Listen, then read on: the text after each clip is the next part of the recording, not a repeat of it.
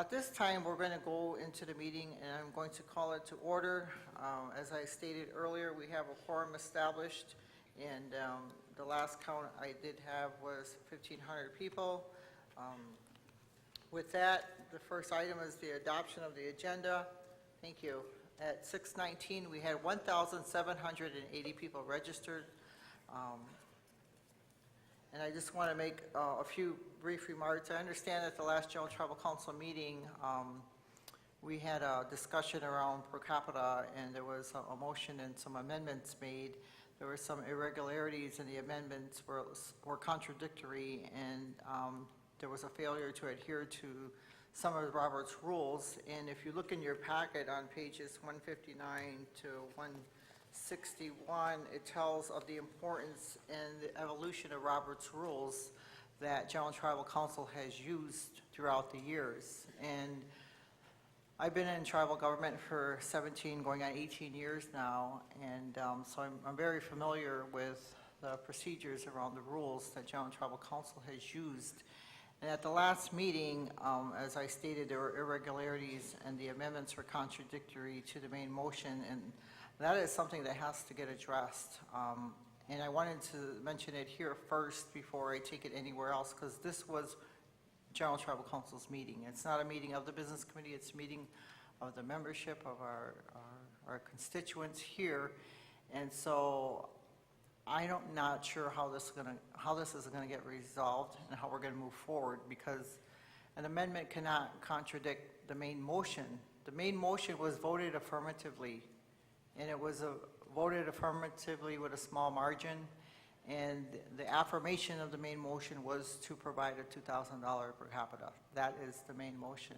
Unfortunately, as I said, the irregularities that were allowed and the amendment was contradictory, which said that we would pay $1,300 instead of $2,000, and we would provide it for 3 years instead of 5 years was the other amendment.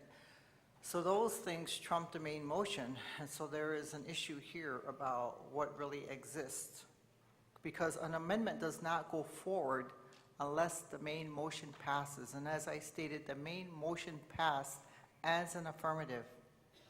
So that is an issue that this body needs to resolve.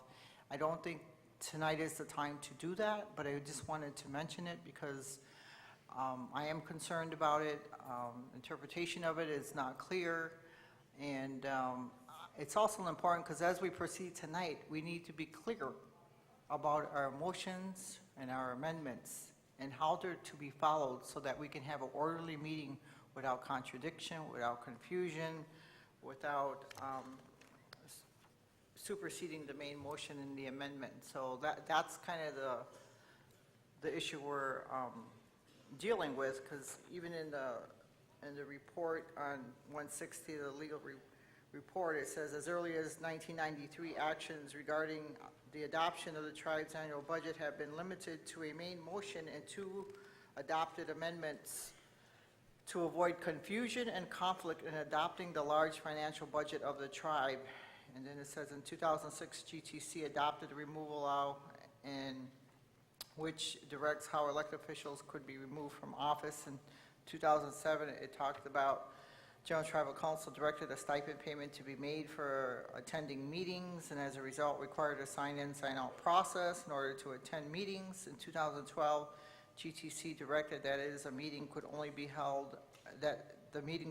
held on the reservation. That's why we're here using 2 rooms. And all these actions resulted in amendments and restrictions related to Robert's Rules of Order as used by the General Tribal Council. So that talks about some of the history as to why we have 2 amendments per motion. And I know that was a discussion a couple meetings back.